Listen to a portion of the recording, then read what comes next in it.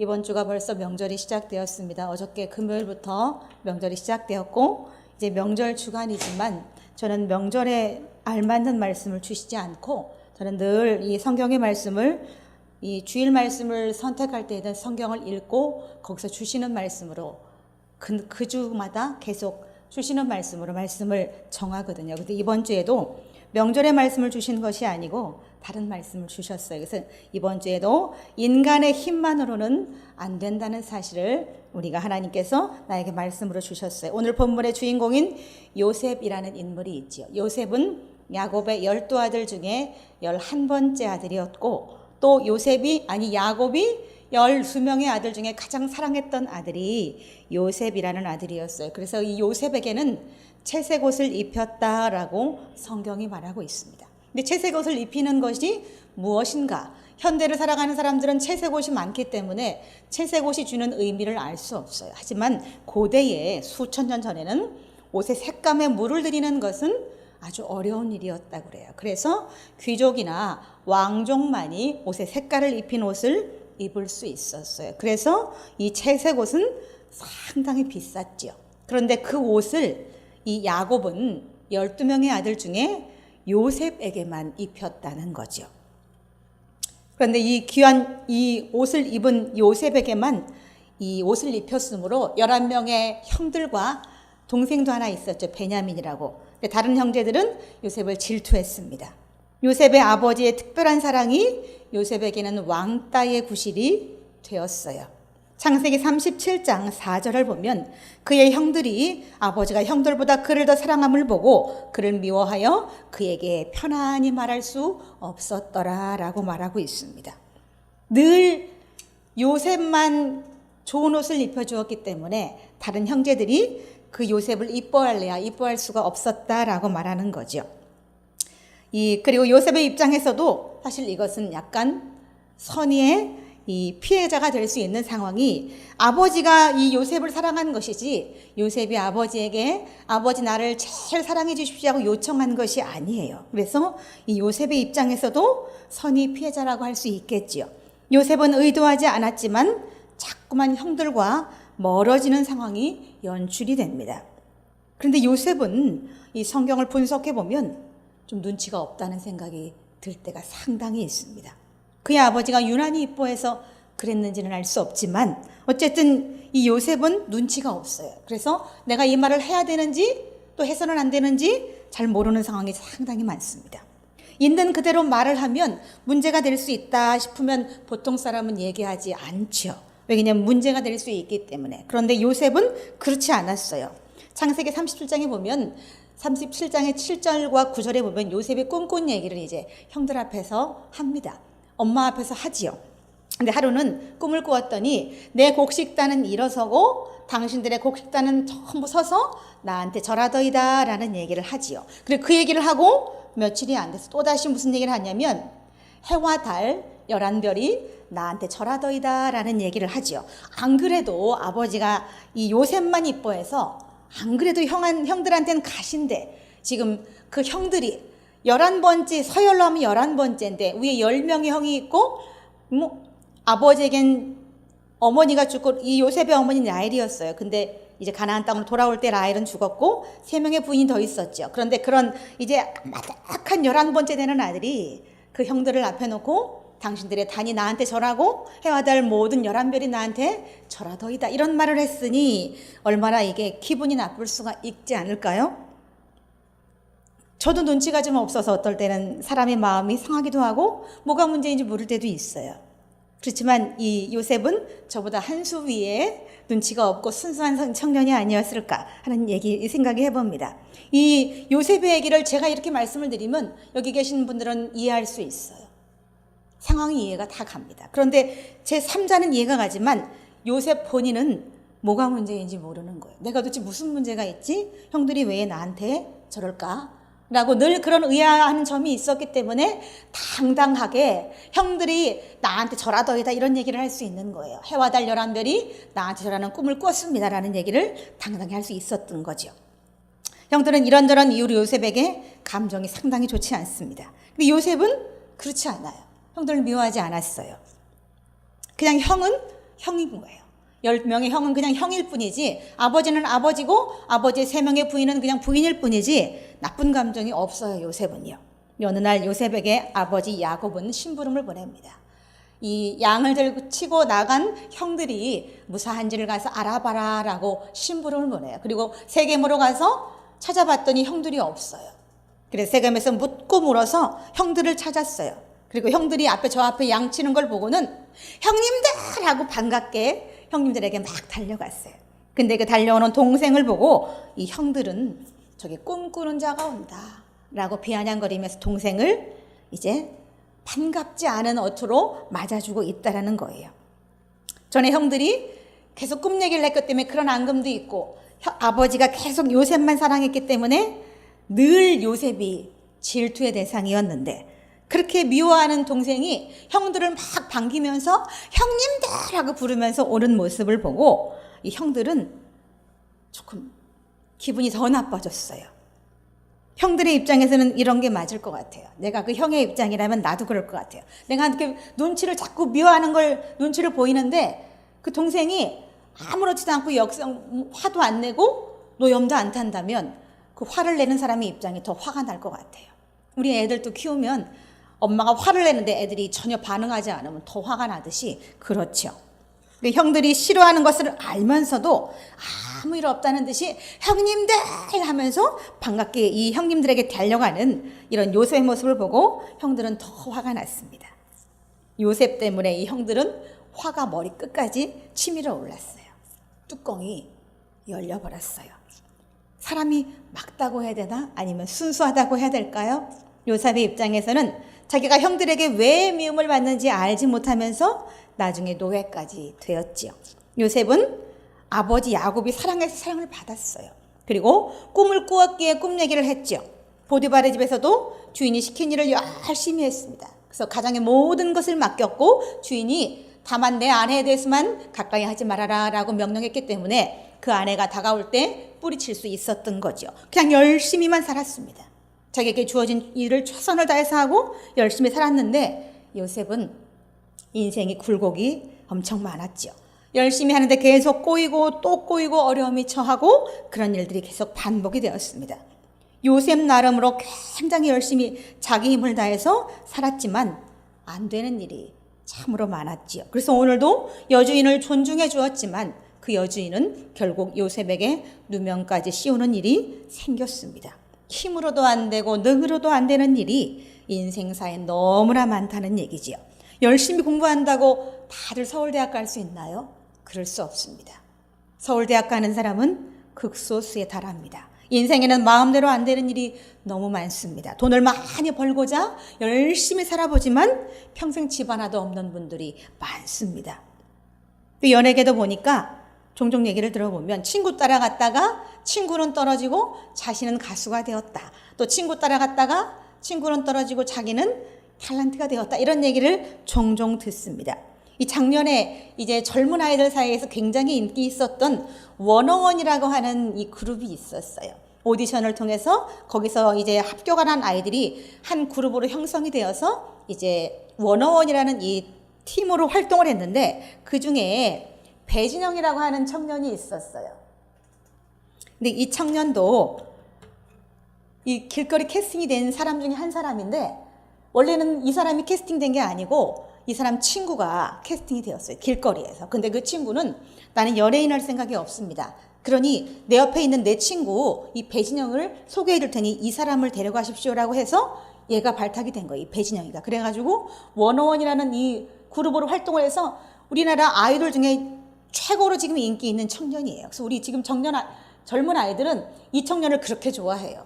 이 청년이 그렇게 의도하지 않았는데 아이돌로 발탁이 되어서 길거리 가다가 어느 찻집에서 발탁이 되어서 이렇게 유명한 전 세계에 지금 유명한 그런 아이돌 가수가 됐다는 얘기지요. 또 한 명이 있어요. 손나은이라고 하는 이제 여자 아이돌인데 아이핑크라고 하는 그룹의 여자 싱어예요. 근데 저 사람도 사촌이 오디션을 보러 갔대요. 그래서 그냥 따라만 갔는데 인물이 출중하다 보니까 그 오디션 보는 관계자들이 오디션을 한번 봐봐라 라고 했고 아주 유명한 에이핑크의 이 손나은이라는 가수가 나왔다는 거예요. 누구는 의도했지만 안 되었고 또 누구는 의도하지 않았지만 이렇게 연예인 되는 경우도 있다는 얘기죠. 연예인 가수가 되기 위해서 지금도 수만 명의 아이들이 저 연예인 하겠다고 엄청나게 많은 학원에서 배우고 연습을 합니다. 그런데 안 돼요. 그런데 의도하지 않았는데 사촌 따라갔다가 저 사람은 가수가 되었단 말이죠. 배진영도 친구 대신에 뽑혀서 원어원이라고 하는 아이돌이 되었고 지금 아이들이 가장 좋아하는 가수가 되었다는 거죠. 요셉도 원하지는 않았지만 노예가 되고 감옥에 갔습니다. 열심히 살고 최선을 다하고 정직하게 살았지만 감옥에 갔어요. 이런 상황에서 성경은 우리에게 무엇을 어떻게 가르치시는가? 그걸 봐야 되겠지요. 요셉을 본다면 성경은 첫째로 요셉은 그 인생사를 분노로 맞서지 않았다는 거죠. 얼마든지 분노로 맞설 수 있는 상황이지요. 계속 열심히 살았는데도 불구하고 감옥까지 갔으니 누명을 썼으니 형들에게 팔렸으니 얼마나 기가 막힌 일이 이보다 더한 굴곡이 있을까요? 요셉은 그렇지만 분노로 맞서지 않았어요. 요셉에게는 이 형 유다라는 사람이 있었어요. 유다는 이 야곱의 넷째 아들이었죠. 예수님의 계보에 들어가는 형이 바로 유다였는데 유다는 잘 언급하지 않습니다. 근데 유다를 통해서 우리가 유다가 어떤 상황이었는지 한번 본다면 유다는 어느 날 어이없는 상황을 만나게 됩니다. 며느리 다말이 시아버지를 자기를 통해서 임신했다는 사실을 알게 돼요. 근데 그 사실을 전혀 유다는 몰랐어요. 그 사정은 어떻게 된 거냐면 유다에게는 세 아들이 있었어요. 엘과 오난과 셀라라고 하는 세 아들이 있었고 첫 번째 아들 이 엘이 결혼한 여인이 바로 이 다말이라고 하는 며느리였죠. 그런데 이 첫째 아들이 어느 날 죽어버려요. 그래서 이 아버지 야곱은 둘째 아들에게 이 유대의 고대에는 계대결혼법이라는 것이 있어서 형이 결혼을 했는데 아이가 없이 죽으면 그 남동생이 발의 남동생이 형수와 동침해서 형의 이름으로 계보를 이어주는 그런 전통이 있었어요. 그래서 그 동생 오난에게 들어가서 네 형수에게 들어가서 형의 이름으로 이 자식을 낳아줘라 라고 명령했죠. 야곱이. 그래서 오난이 형수와 동침하고 이 오난도 어느 날 죽음이 당하고 맙니다. 이 야곱의 입장에서는 얼마나 기가 막힌 일인가요? 며느리 한 사람을 위해서 지금 아들 둘이 죽어나갔어요. 그리고 이 며느리 다말에게는 친정에 가 있어라. 세 번째 아들이 있었지만 어렸어요. 그래서 이 셀라가 어리니 친정에 가 있다가 셀라가 크면 다시 와라 라고 보냈어요. 그런데 그 셀라가 장성하도록 시아버지 야곱은 이 며느리를 부르질 않았어요. 그리고 어느 날 이 다말은 자기 아버지가 딥나라는 그 한 지방에 왔다는 얘기를 들었어요. 며느리가 있는 그 친정과 가까운 곳이었죠. 그래서 변장을 하고 그 아버지에게 밤에 이 길거리에서 창녀처럼 너울을 쓰고 가리고 있다가 시아버지를 맞이하여 임신을 하게 되었다는 거죠. 유다는 얼마나 기가 막혔겠어요. 며느리랑 그런 일이 가당키나 합니까? 그런데 이 며느리는 아버지가 셋째 아들 셀라가 장성하도록 자기에게 보내주지 않자 자기에게 자손이 없자 자손을 잇기 위해서 결국 아버지를 선택했던 거죠. 그리고 이 다말은 시아버지로 인해서 임신을 하게 되었습니다. 근데 그 사실을 모른 이 야곱은 어느 날 자기의 며느리가 임신했다는 소식을 듣고는 며느리를 불살라주기 위해서 끌어냈습니다. 며느리 다말을 불살라 죽입시다라고 끌어냈는데 끌어낸 며느리가 증표를 보이면서 이것은 누구의 물건입니까? 라고 하고 보니까 유다가 보니까 자기 물건이에요. 생각해 보니까 셋째 아들이 장성했음에도 불구하고 며느리를 그냥 오래 두었기 때문에 이건 내 잘못이구나 라고 하고 생각하고 이 유다는 며느리가 임신한 것을 받아들이게 됩니다. 분노하고 며느리를 불살라 죽인 것이 아니고 이 며느리를 용서하고 며느리가 낳은 쌍둥이 아들도 자기의 아들들로 받아주었습니다. 그리고 두 번째 이제 예수님의 제자 중에 유난히 물질을 탐했던 사람이 있었죠. 예수님께 들어오는 이 헌금을 관리했던 가룟 유다라고 하는 인물이 있었어요. 이 가룟 유다는 어느 날 이 마태복음 26장에 보면 이 마리아라는 여인이 예수님께 향유를 가져와서 붓는 장면을 봅니다. 당시 그 향유는 결혼에 갈 수 있는 비싼 것이었기 때문에 그 향유를 부을 때 이 가룟 유다는 이것을 비싼 값에 팔아 가난한 사람에게 줄 수 있는데 어찌하여 낭비하느냐라고 이 마리아를 책망하게 되지요. 근데 그때 그런 말을 한 이유는 그 향유를 팔게 되면 그 중에 일부를 자기가 착복할 수 있었다는 그런 욕심 때문에 어찌하여 이것을 허비하느냐는 말을 했었던 거지요. 그리고 실제 이 가룟 유다는 예수님을 은전 30에 팔아넘기는 일을 하게 되지요. 이 유대의 동전의 이름은 세겔이에요. 세겔. 하지만 우리가 잘 알고 있는 데나리온이라고 하는 은전도 있습니다. 근데 이 데나리온은 로마의 화폐의 이름이에요. 근데 은전 30이라고만 되어 있지 30세겔이라든가 30데나리온이라고 되어 있지 않아요. 세겔이나 데나리온 모두 다 은으로 만든 은전이었지만 30개를 받고 팔았다 하니 유대의 동전이었던 이 세겔로 30세겔을 받고 아마 팔았던 것이 분명합니다. 이 가룟 유다는 이 30세겔을 받고는 그 돈이 자신의 인생에 굉장히 중요한 돈이 될 거라고 생각을 했어요. 그 돈을 가지고 잘 먹고 잘 살 수 있다라고 생각을 했지요. 그러나 마음이 괴로워서 결국 그 은전 30으로 인해서 자살하는 일이 생겼습니다. 이 가룟 유다는 자신이 불의함을 이기지 못하고 결국 죽음을 선택한 그런 사람이에요. 근데 이 가룟 유다가 예수님을 은전 38 때는 자기가 그걸로 인해서 괴로워서 죽을 거라는 생각을 하지 못했어요. 다만 그 돈을 받아서 자기는 마음 편하게 잘 살 수 있다라고 생각했어요. 이 자신에게 분노로 맞선 이 가룟 유다는 죽고 말았습니다. 그러나 자신의 며느리를 용서한 유다는 유다의 그 아들 베레스와 세라를 낳는데 이 베레스는 예수님의 계보에 들어가서 예수님의 혈통을 잇는 그런 아들이 되었지요. 이 인생사 마음대로 안 되는 일들이 참으로 많습니다. 그러나 그 상황들에 우리는 분노로 맞으면 안 된다는 거지요. 그럼 다른 경우를 한번 볼까요? 예수님께는 수제자라고 했던 베드로라는 인물이 있었죠. 베드로는 예수님께 주는 그리스도의 살아계신 하나님의 아들입니다 라고 말하고 너희들이 다 나를 버릴 것이다 라고 말씀하셨을 때 이 베드로만 이렇게 말했어요. 모두가 예수님을 버려도 나는 버리지 않겠습니다. 모두가 예수님을 부인해도 나는 예수님을 부인하지 않겠습니다 라고 말했지만 그 말한 베드로만 예수님을 버리고 부인했다는 사실. 인생사가 마음먹은 대로 참으로 안 됩니다. OECD 회원국 중에 자살률 세계 1위가 바로 우리나라라고 합니다. 하루에 43명이나 되는 사람이 자살하고 있다고 그래요. 지금도 매일마다. 그러니 연간으로 치면 얼마나 많은 사람이 죽어가고 있는지, 그들이 왜 자살을 하는가? 자살하는 사람들은 여러 가지 양상이 있겠죠. 하지만 제일 중요한 것은 마음먹은 대로 되지 않기 때문에 자살하는 거지요. 인생사 솔솔 풀리고 축복이 가득하다면 자살 누가 하겠어요? 마음먹은 대로 안 되기 때문에 죽는 거죠. 다 누구나 성공하고 싶습니다. 돈을 많이 벌고 싶어요. 또 여자들은 이쁘고 싶어요. 피부도 깨끗하고 좋았으면 좋겠어요. 남자분들은 키가 컸으면 하는 소망도 있겠죠. 하지만 마음대로 안 된다는 거죠.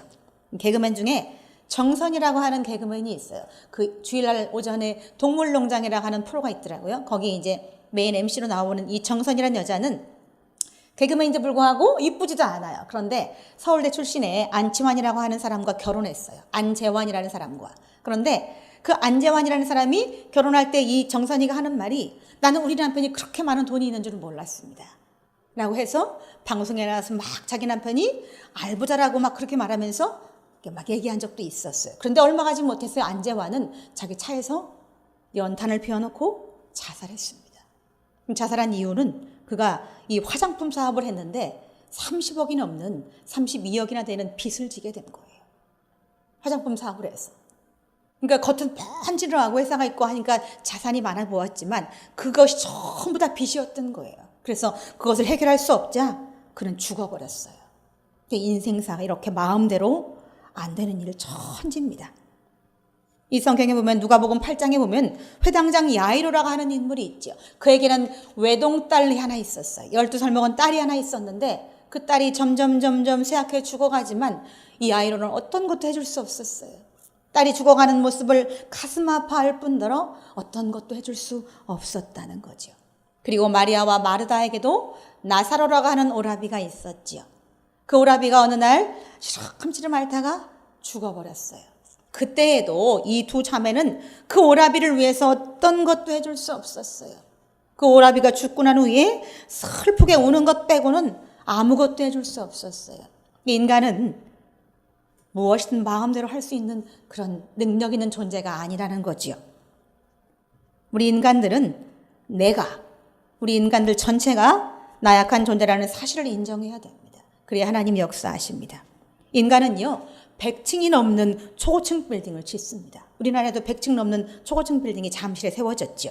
또 사막에 도시를 세웁니다. 사막에.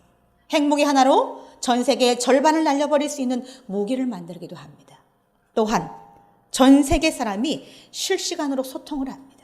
저희 아이들이 지금 미국에 가 있거든요. 하지만 매일마다 하루에 여러 번씩 소통을 합니다. 실시간으로. 이런 시대를 살고 있어요. 그 인간은 굉장히 위대하고 대단해 보입니다. 그렇지만 인간은 하나님 앞에 무능한 존재라는 거죠. 내 자녀가 아플 때 내가 고쳐줄 수 없다라는 거죠. 내 인생을 내가 내 마음대로 휘어잡고 흔들 수 없다라는 거죠. 내가 마음먹은 대로 뭐든지 할 수 없는 것이 인생사라는 거죠. 그런데 제가 조금 전에 말한 이 베드로라는 인물은 예수님을 부인하고 모른다라고 했지만 그는 거기서 멈추지 않았어요. 가룟 유다는 예수님을 팔고 나서 그것이 괴로워서 결국 죽음을 선택했지만 베드로는 자신이 예수님을 부인하고 통곡을 하고 울었지만 그 뒤에 자신의 모습을 돌아보고 그것을 승화해서 대사도가 되었습니다. 대사도가 되었습니다. 그래서 베드로 성당이 이탈리아에는 있죠. 상당히 세계에서 가장 크고 명성 있는 대베드로 성당이 세워질 정도로 그렇게 베드로는 실수했지만 대사도가 되었다는 거죠. 자신의 행위에 분노하지 않고 맞서지 않고 자신의 행위를 뒤돌아보고 하나님 앞에 의뢰했을 때에 그는 성공할 수 있었다는 거죠. 내게 능력 주시는 자 안에서라는 말이 있습니다.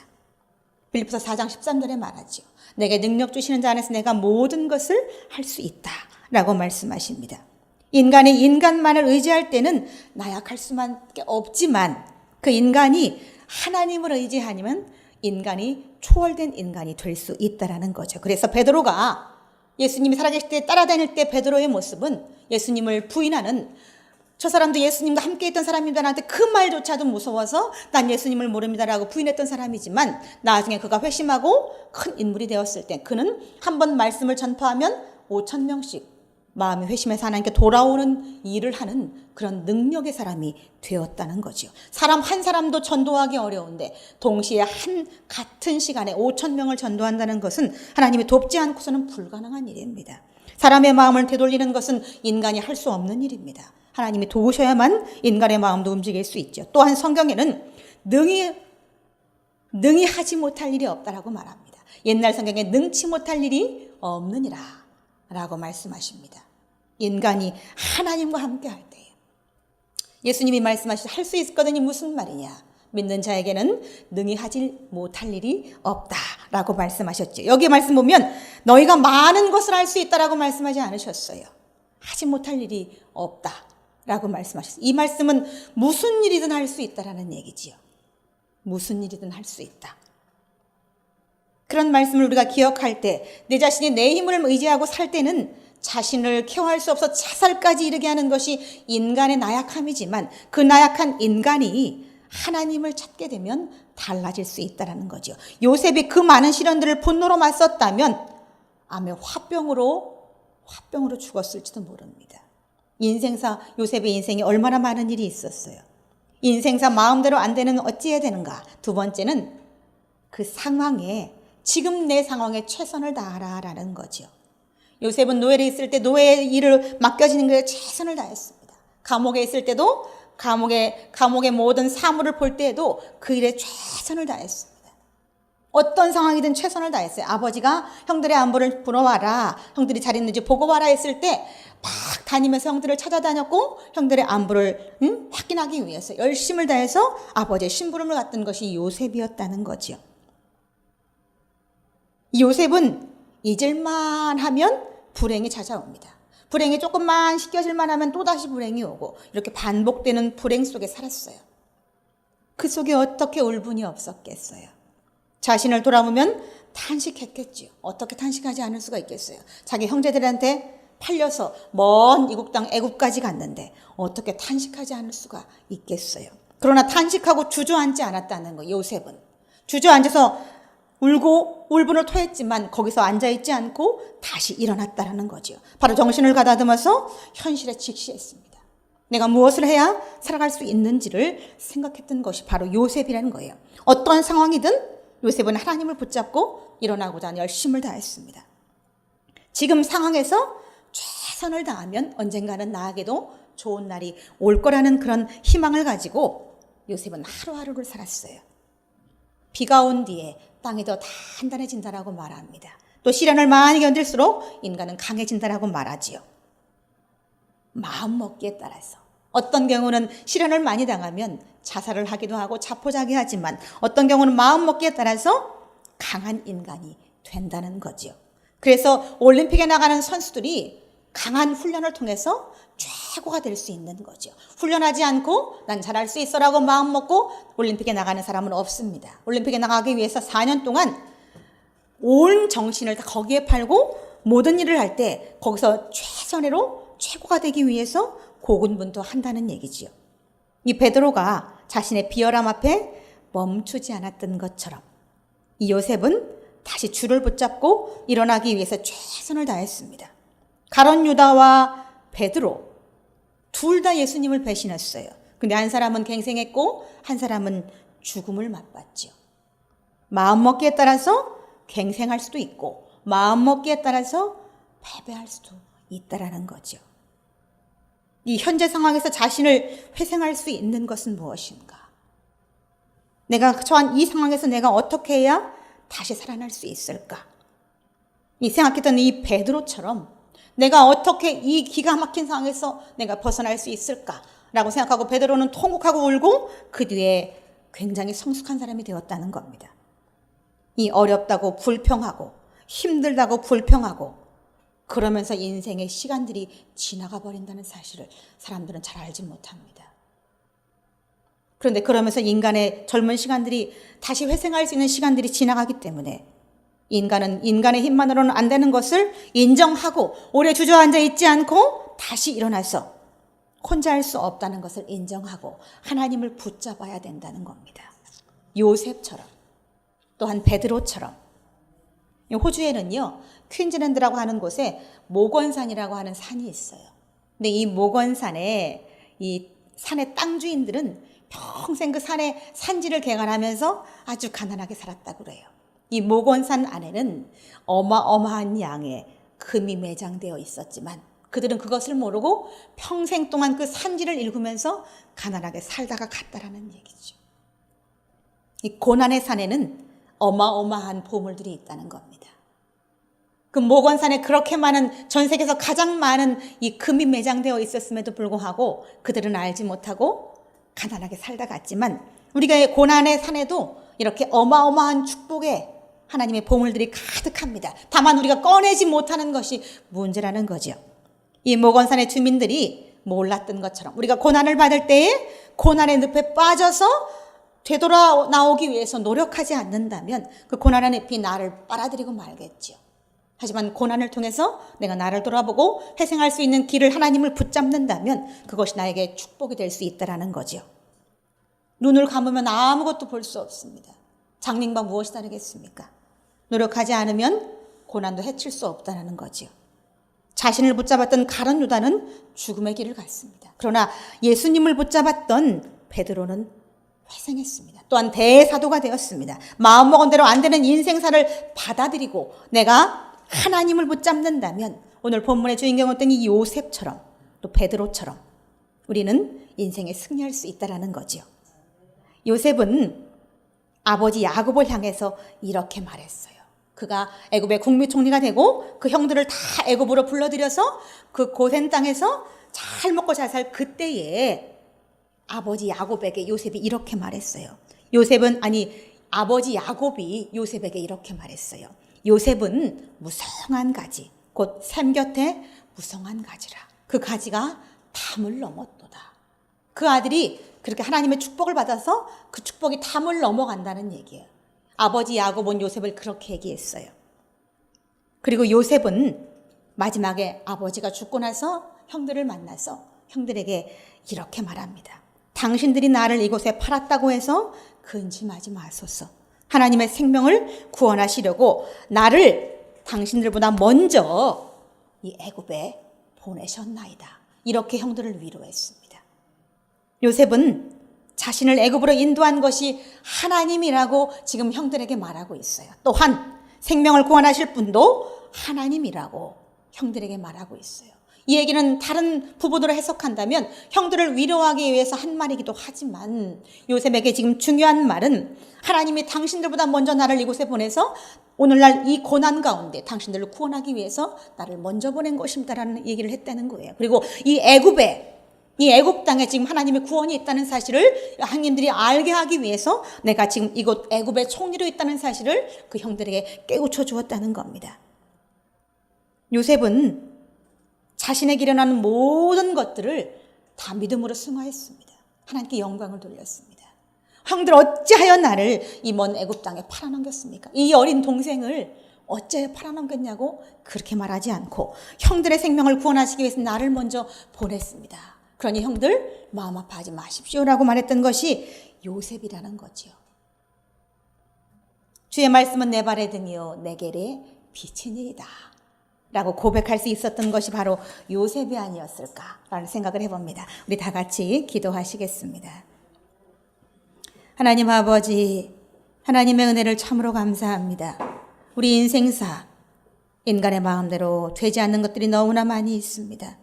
그러나 그 안에서도 우리는 좌절하지 않고 오늘도 인생을 최선을 다해 살아가듯이 하나님이 내게 계셔서 얼마나 감사한지 모르겠습니다. 우리가 앞으로 살아가는 인생 속에도 좋은 날만 있지 않고 고난이 계속해서 오겠지만 우리가 하나님을 붙잡는 한 우리는 실패하지 않고 승리할 수 있을 것을 믿습니다. 또한 하나님께서 우리에게 주신 고난의 뒤에는 하나님의 축복이 매장되어 있을 것을 믿습니다. 고난 속에 기도하여 하나님을 다 붙잡는 그런 자들이 다 될 수 있도록 인도하여 주옵소서. 감사와 영광을 드리며 우리 구주 예수 그리스도의 이름으로 기도드리옵나이다. 아멘.